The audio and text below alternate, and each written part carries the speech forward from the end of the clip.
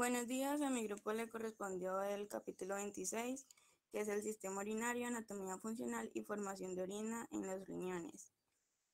Mi grupo está conformado por Jenny María Maestre, Luis David Calvache, quienes habla, Kimberly Cortés. Listo, manera de introducción tenemos que el sistema urinario es un conjunto de órganos encargados de la producción, almacenamiento y expulsión de la orina. Este sistema está formado primero por los riñones, los uréteres, la vejiga urinaria y por último la uretra. Centrándonos un poco más en el tema, hablaremos de las funciones del riñón en la homeostasis, entre las cuales están: primero, la excreción de productos metabólicos de desechos, sustancias químicas extrañas, fármacos y metabolitos de las hormonas. Los productos que se excretan en esta función son la urea, la creatinina, el ácido úrico, los productos finales del metabolismo de la hemoglobina, como lo es la bilirrubina, y los metabolitos de varias hormonas. Luego tenemos la regulación de los equilibrios hídricos y electrolíticos. Esto es para el mantenimiento de la homeostasis, la excreción de agua y electrolitos. En esta regulación esto debe corresponderse de forma precisa con su ingreso. Seguimos con la regulación de la presión arterial. Aquí los riñones regulan a largo la presión arterial al excretar cantidades variables de sodio y agua. Y por otro lado, a corto plazo, se da mediante la secreción de hormonas, factores o sustancias vasoactivas, como la renina, que dan lugar a la formación de productos vasoactivos, como lo es la angiotensina 2. Sigue la regulación del equilibrio ácido-básico, que es donde los riñones contribuyen a la regulación ácido-básica junto a los pulmones y los amortiguadores del líquido corporal, mediante la excreción de ácidos y la regulación de los depósitos de amortiguadores. Luego tenemos la regulación de la producción de eritrocitos. Aquí los riñones secretan eritropoyetina, que estimula la producción de eritrocitos en las células madre hematopoyéticas de la médula ósea, y un estímulo importante para esto pues es la hipoxia. Seguimos con la regulación de la producción de 1,25 dihidroxivitamina D3. Los riñones producen la forma activa de esta vitamina, que es el calcitriol, mediante la hidroxilación de ella en la posición número 1. Y finalizamos con la síntesis de glucosa, que en ella los riñones sintetizan pues la glucosa a partir de aminoácidos y otros precursores durante el ayuno prolongado. Un proceso denominado gluconeogenia, y la capacidad de los riñones de añadir la glucosa a la sangre durante periodos prolongados de ayuno compite con la del hígado. Tenemos ahora la organización general de los riñones. Los riñones, como ya sabemos, están ubicados en la pared posterior del abdomen, fuera de la cavidad peritoneal, y cada riñón pesa normalmente 150 gramos y tiene el tamaño aproximado de un puño cerrado. La cara medial de cada riñón contiene una región con una muesca llamada ilio, que, no sé si vean el cursor, este es el ilio. Y por ahí pasan la arteria y las venas renales, los vasos linfáticos, la inervación y el uréter. El riñón está rodeado de una cápsula fibrosa y tensa que protege sus delicadas estructuras internas. La médula se divide en 8 a 10 masas de tejido en forma de cono, llamadas pirámides renales, que son estas de aquí. Listo. Ahorita la irrigación renal. Se conoce que el riego sanguíneo de los dos riñones es normalmente alrededor de 22% del gasto cardíaco, o 1100 mililitros por minuto. La arteria renal entra al riñón a través del ilio y después se ramifica progresivamente hasta formar las arterias interlobulares, las arterias arciformes, las arterias interlobulares y las arterias aferentes, que acaban en los capilares glomerulares, donde se filtran grandes cantidades de líquidos y solutos para comenzar la formación de orina. Los extremos distales de cada glomérulo se unen hasta formar la arteriola aferente, que es esta que vemos acá, que llega a la segunda red capilar, los capilares peritubulares, que son estos, que rodean los túbulos renales. Estas arteriolas eferentes ayudan a regular la presión hidrostática en los dos grupos de capilares. La presión hidrostática alta entre los capilares glomerulares da una filtración rápida, mientras que una presión hidrostática menor en los capilares peritubulares permite una reabsorción rápida de líquido. Ahora tenemos que la nefrona es la unidad funcional del riñón. Cada riñón humano contiene alrededor de 800.000 a 1.000.000 de nefronas, cada una de las cuales es capaz de formar orina. El riñón no puede regenerar nefronas nuevas, por lo tanto, en la lesión, la enfermedad o el envejecimiento, el número de nefronas se reduce gradualmente. Cada nefrona contiene primero un conjunto de capilares glomerulares llamado glomérulo, que es este que vemos acá, por el que se filtran grandes cantidades de líquido desde la sangre. Y segundo, un túbulo largo en el que el líquido filtrado se convierte en orina en su camino a la pelvis del riñón. El líquido filtrado desde los capilares glomerulares circula hacia la cápsula de Bowman y después al túbulo proximal, que, bueno, es este recorrido, que se encuentra en la corteza del riñón. Desde el túbulo proximal, el líquido fluye hacia el asa de Henle, que desciende hasta la médula renal. Cada asa consta de una rama ascendente y otra descendente. Al final de la rama ascendente hay un segmento corto, que es acá, donde se encuentra la mácula densa, que es una pared de células, es una placa de células epiteliales. Ella es importante para controlar la función de la nefrona. Más allá de esta mácula densa, el líquido entra en el túbulo distal que se dispone en la corteza renal. Al tubo distal le siguen el túbulo conector y el túbulo colector cortical, que va al conducto colector cortical y ellos se vacían en la pelvis renal a través de las puntas de las papilas renales. Diferencias regionales en la estructura de la nefrona, en este caso, pues nefronas corticales y justamedulares. Hay algunas diferencias entre las nefronas dependiendo de la profundidad a la que se encuentre dentro de la masa renal. Las nefronas que tienen glomérulos localizados en la corteza externa se denominan nefronas corticales, que son esta, acá vemos que esta es la corteza y este es el glomérulo. Tienen azos de Henle cortos que penetran solo una distancia corta en la médula. Y por otro lado, alrededor del 20 al 30% de las nefronas tienen glomérulos que se disponen en la profundidad de la corteza renal, cerca de la médula, y se denominan nefronas justamedulares. Ellas tienen enlaces de Henle grandes que discurren hasta la médula. Bueno, yo soy Jenis Maestra y pues yo voy a hablar de la micción. La micción es el proceso mediante el cual la vejiga urinaria se va a vaciar cuando ésta ya está llena. Como vemos en el ejemplo, en las dos imágenes, vemos un ejemplo de el uréter masculino y el uréter femenino. Este proceso se va a realizar en dos pasos. El primer paso va a ser que la vejiga se va a llenar progresivamente hasta que la tensión en sus paredes aumente por encima de un umbral. Y esta tensión va a desencadenar el segundo paso, que es cuando se da el reflejo miccional, que va a ser un reflejo nervioso que va hacia la vejiga, o si esto no se da, va a provocar el deseo de ir a orinar.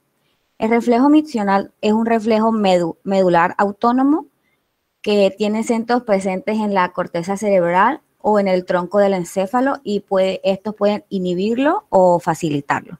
Siguiente, porfa. Bueno, ahora vamos a hablar de la anatomía fisiológica de la vejiga. La vejiga urinaria es una cámara de músculo liso que está compuesta por dos partes principales que van a ser el cuello y el cuerpo. El cuerpo es la principal parte de la vejiga, que es en donde se va a acumular la orina. Y el cuello es una extensión en forma como de abanico que va a pasar en sentido inferior y anterior hasta el triángulo urogenital y se va a conectar con la uretra. La parte inferior del cuello de la vejiga también se llama uretra posterior por la relación que tiene con la uretra. Tenemos que el músculo liso de la vejiga se va a llamar el músculo detrusor. sus fibras musculares se van a extender en todas las direcciones y cuando éstas se contraen, se va a aumentar la presión de la vejiga de 40 a 60 milímetros de mercurio.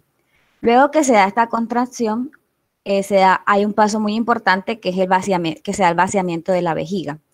Las células musculares lisas del músculo detrusor, estas se van a unir de una manera que existen unas vías eléctricas de baja resistencia de una célula muscular a la otra. Y de este modo se va a dar un potencial de acción que se propaga por medio del músculo detrusor desde una célula muscular a la siguiente y esto provoca la contracción de toda la vejiga al mismo tiempo. En la pared posterior de la vejiga hay una pequeña zona triangular que es la llamada trígono, que es como vemos en donde está la imagen, ahí se ve en la parte inferior.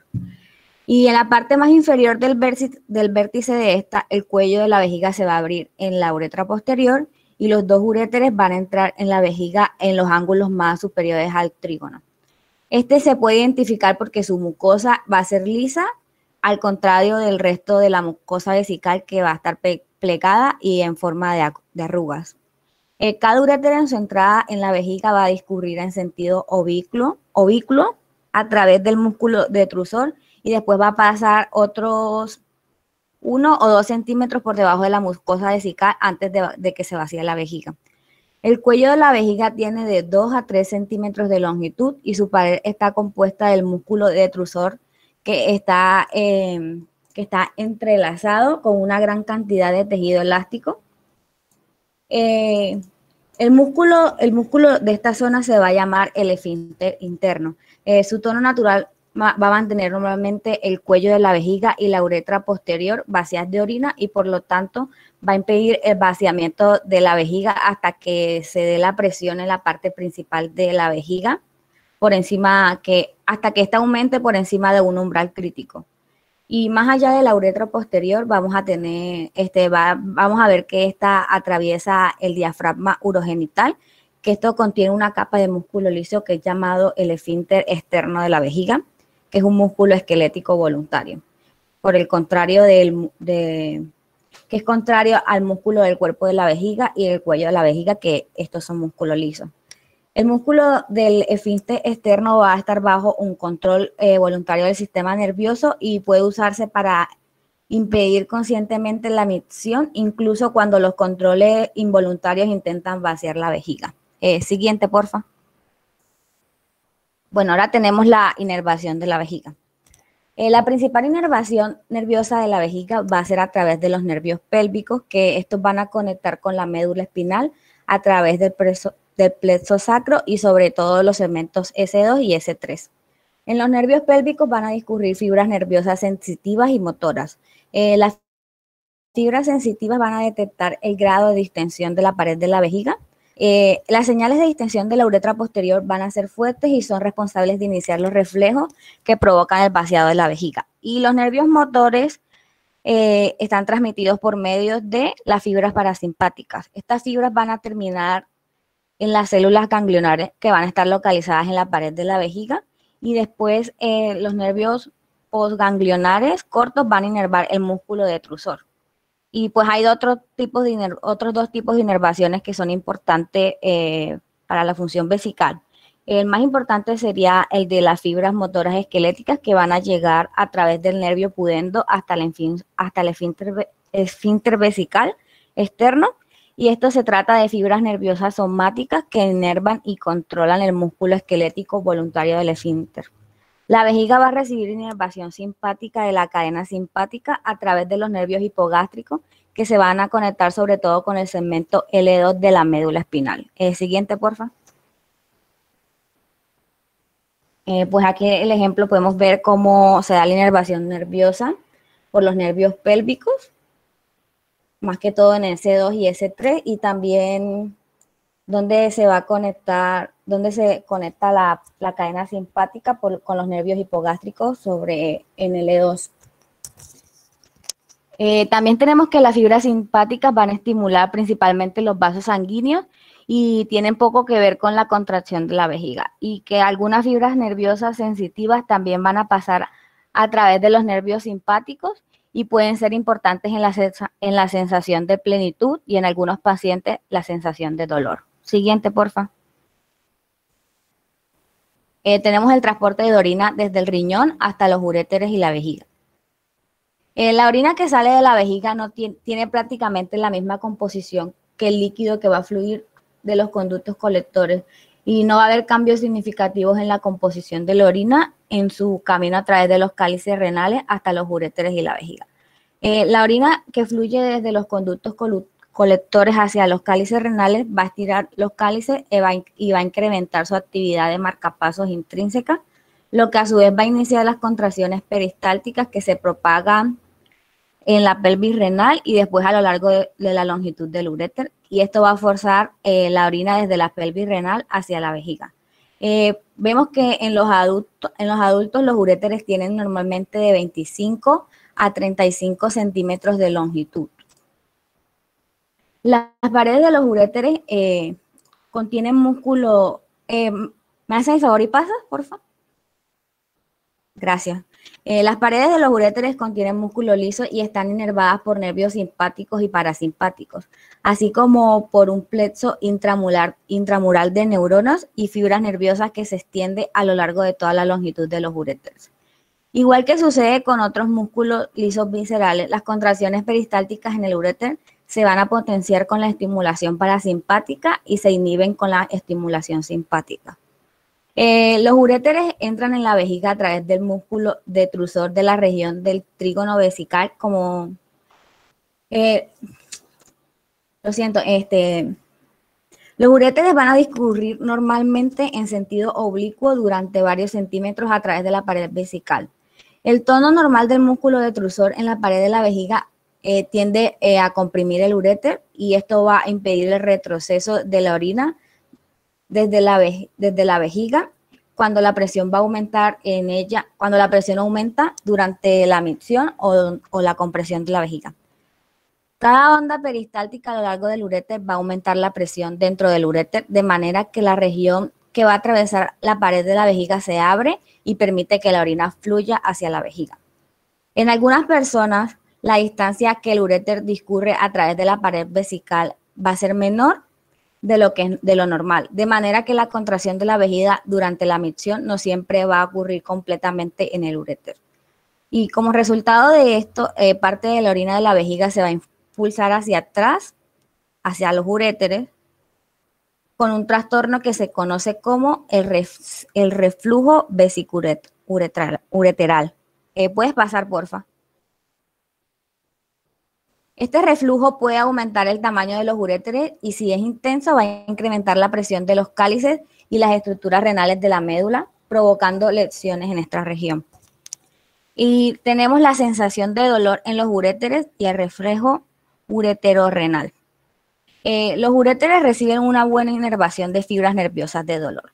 Cuando un uréter se bloquea, un ejemplo, cuando hay un cálculo ureteral, esto va a producir una constricción que va a reflejar una constricción que está acompañada por un dolor intenso. Además, los impulsos dolorosos van a provocar un reflejo simpático hacia el riñón que va a contraer las arteriolas renales y esto lo que va a hacer es reducir la producción de la orina.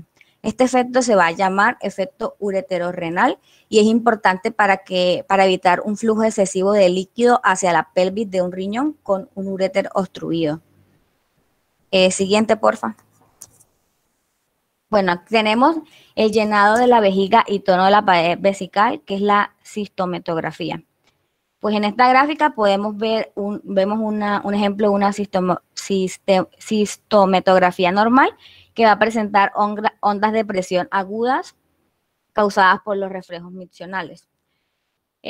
Podemos ver que los cambios aproximados en la presión intravesical a medida que se llena la vejiga. Cuando no hay orina en la vejiga, la presión intravesical va a ser aproximadamente de 0, pero cuando se acumulan de 30 a 50 mililitros de orina, la presión va a aumentar de 5 a 10 centímetros de agua. Se puede recoger una cantidad adicional de orina de 200 a 300 mililitros que con solo pequeños aumentos adicionales de la presión. Este nivel constante de presión se debe al tono intrínseco de la pared de la vejiga. Por encima de los 300 y 400 mililitros, la acumulación de orina en la vejiga va a provocar un aumento rápido de la presión. Y los cambios de la presión tónica durante el llenado de la vejiga se deben a los incrementos agudos periódicos de la presión que van a durar desde unos segundos a más de un minuto. Los valores máximos de presión pueden aumentar desde solo unos centímetros de agua a más de 100 centímetros de agua. Estas presiones máximas se van a denominar las ondas de micción en la cistometrografía y se deben a reflejo miccional.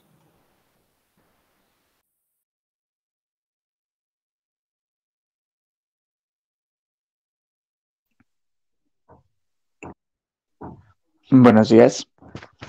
Eh, bueno, el reflejo miccional es un solo ciclo completo. Este ciclo es el aumento rápido y progresivo de la presión, un periodo de presión mantenida y un retorno de la presión al tono basal de la vejiga. Entonces, una vez que el reflejo miccional es suficientemente poderoso, provoca otro reflejo, que éste pasa a través de los nervios pudendos hasta el esfínter externo para inhibirlo.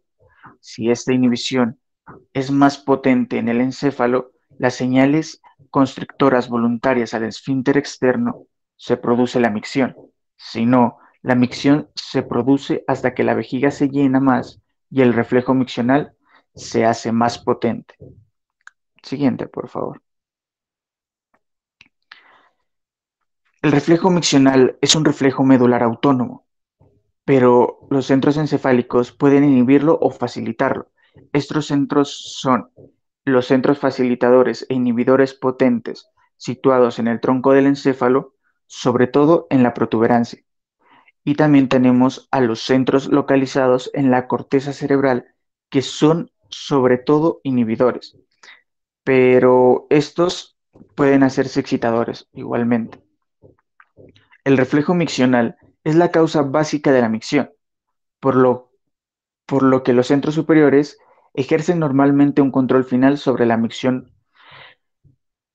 como, como lo indicó aquí. Primero, los centros superiores se mantienen en el reflejo miccional parcialmente inhibido, excepto cuando se desea la micción.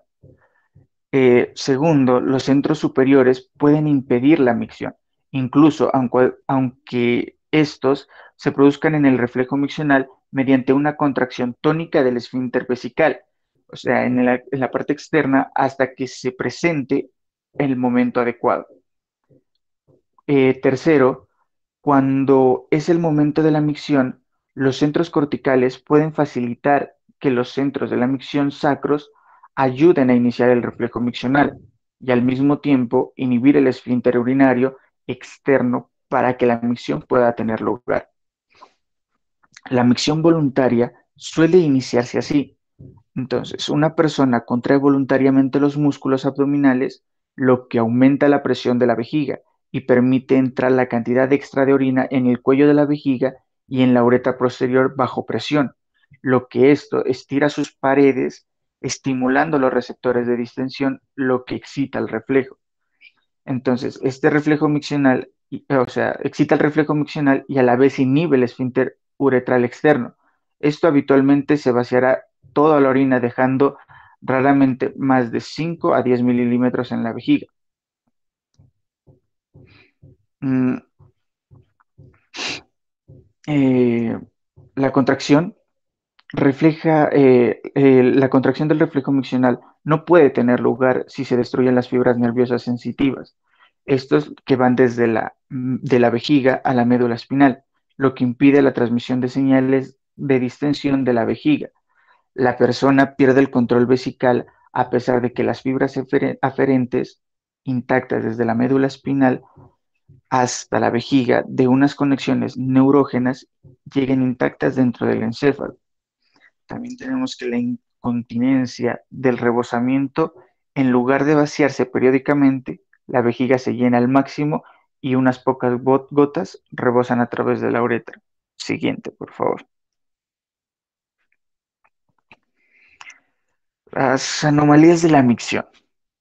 Una causa común de la vejiga, eh, primero tenemos la vejiga tónica. Una causa común de esta es la lesión por aplastamiento en la región sacra de la médula espinal. Luego tenemos la vejiga automática. Esta se puede ser causada por una lesión en la médula espinal por encima de la región sacra. Y tenemos la vejiga neurógena. Eh, Esta da lugar a una micción frecuente y relativamente incontrolada. Se debe a una lesión parcial en la médula espinal o del tronco del encéfalo que interrumpe la mayoría de señales inhibidoras.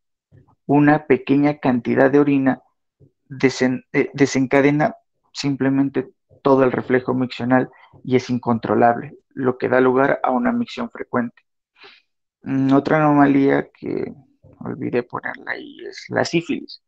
Esta puede causar una fibrosis constructiva alrededor de las fibras de las raíces dorsales, destruyéndolas completamente. Este trastorno se denomina tabes dorsal y al trastorno vesical resultante de esta destrucción se le denomina vejiga tabética. Siguiente, por favor. La formación de la orina. Este es el resultado de la filtración glomerular, la reabsorción tubular y la secreción tubular. Esto lo podemos traducir matemáticamente como la velocidad de la excreción urinaria o sea, es igual a la velocidad de la filtración menos la velocidad de la reabsorción más la velocidad de secreción. Eso la tengo anotado en la parte de abajo.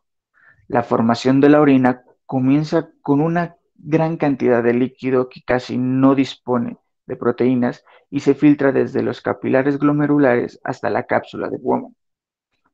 La mayor parte de las sustancias del plasma, excepto las Tengo proteínas, una se pregunta, filtran libremente. Dime, profe. tengo una pregunta. ¿Por Pues, qué esa filtración, esa orina que estás diciendo que se está formando, no tiene proteínas? ¿cómo, profe? Acabas de decir de que esa orina que se está formando no tiene proteínas. Te pregunto por qué razón no tiene proteínas. Eso es, si no estoy mal, porque, ay, se me- no recuerdo que estaba en el libro, profe, pero si no estoy mal, Es importante del proceso, pero muy atenta a la exposición.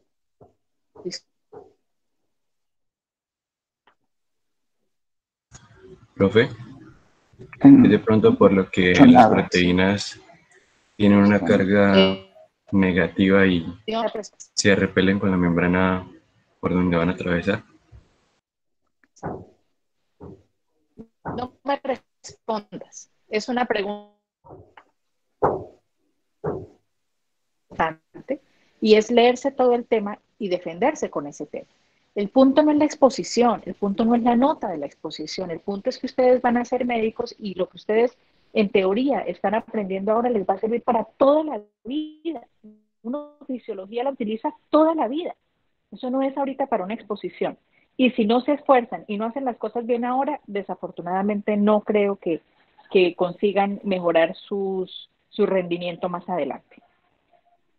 Continúa con la exposición, por favor.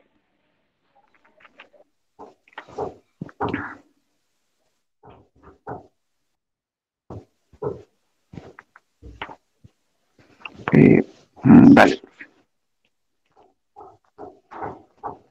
Entonces, decimos que la formación de orina comienza con una gran cantidad de líquido que casi no dispone de proteínas que se filtran desde los capilares glomerulares a la cápsula de Bowman. Eso ya lo había dicho. La mayor parte de las sustancias del plasma, excepto las proteínas, se filtran libremente de manera de concentración en el filtrado glomerular de la cápsula de Bowman y es casi la misma que en el plasma. Puedes cambiarla, por favor. tenemos el manejo renal. El manejo renal, ahí tenemos aquí vemos una imagen donde en el panel A se filtra libremente en los capilares glomerulares, pero no se reabsorbe ni se recreta de forma que su extensión es igual a la intensidad con la que se filtra. Los riñones manejan de esta forma ciertos puntos de desecho, como la creatinina, lo que permite excretar casi todo lo que se filtra. En el panel B tenemos filtración más reabsorción parcial. La sustancia se filtra libremente, pero se reabsorbe parcialmente en los túbulos hacia la sangre. Luego, la excreción urinaria es menor a la filtración de los capilares glomerulares. En este caso, la excreción se calcula como la filtración menos la reabsorción. Este patrón es típico de muchos electrolitos del cuerpo, como los iones de sodio y cloruro. En la sección 3 tenemos la filtración más reabsorción completa. La sustancia se filtra libremente en los capilares glomerulares, pero no se excreta en la orina, por lo que toda sustancia filtrada se reabsorbe en los túbulos, de nuevo en la sangre. Este patrón aparece en algunas sustancias nutritivas de la sangre, como los aminoácidos, la glucosa y lo que permite conservar los líquidos corporales. En la parte de en la sección 4 tenemos filtración, o sea que no se reabsorbe, más secreción. La sustancia simplemente se filtran libremente desde los capilares glomerulares y no se reabsorbe, pero se secretan cantidades adicionales de esta sustancia desde la sangre capilar peritubular a los túbulos renales. Este patrón es frecuente en los ácidos orgánicos y las bases, lo que permite eliminarlos rápidamente de la sangre y excretarlos en grandes cantidades en la orina. La excreción, en este caso, se calcula de forma de filtración más secreción tubular. Siguiente. Gracias.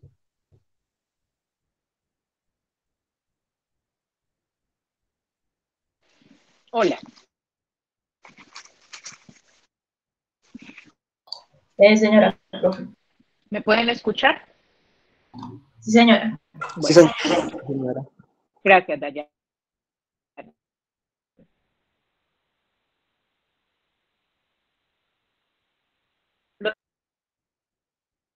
Profe, en este momento se le escucha entrecortado. ¿Ya me escuchan mejor? ¿Aló? Ahora sí, ¿Me escuchan mejor? ahora sí. Sí, señora. Bueno. La idea es que este es un proceso formativo. Lo que ustedes están aprendiendo aquí ahora es algo que es para toda la vida. No pretendan que sea solamente para una calificación porque están equivocados y están perdiendo su tiempo y su dinero y el de sus papás. Así que los invito respetuosamente a que estudien con juicio. Me he dado cuenta de que están solamente leyendo. Le pregunto a otro compañero como lo que acabo de ocurrir y no tienen ni idea del tema. Entonces, eso sí es muy preocupante porque la idea no es solamente que saquen una buena calificación y de ahora en adelante los voy a evaluar más seguido. Siento mucho lo que haya pasado con los alumnos que no alcanzaron a enviar su quiz, pero ustedes conocen las reglas del juego desde el comienzo. Yo a ustedes les doy la hora en que empezamos el quiz, saben el tiempo, y si no alcanzan a responderlo todo, es mejor que lo manden, pero aún así no lo están mandando.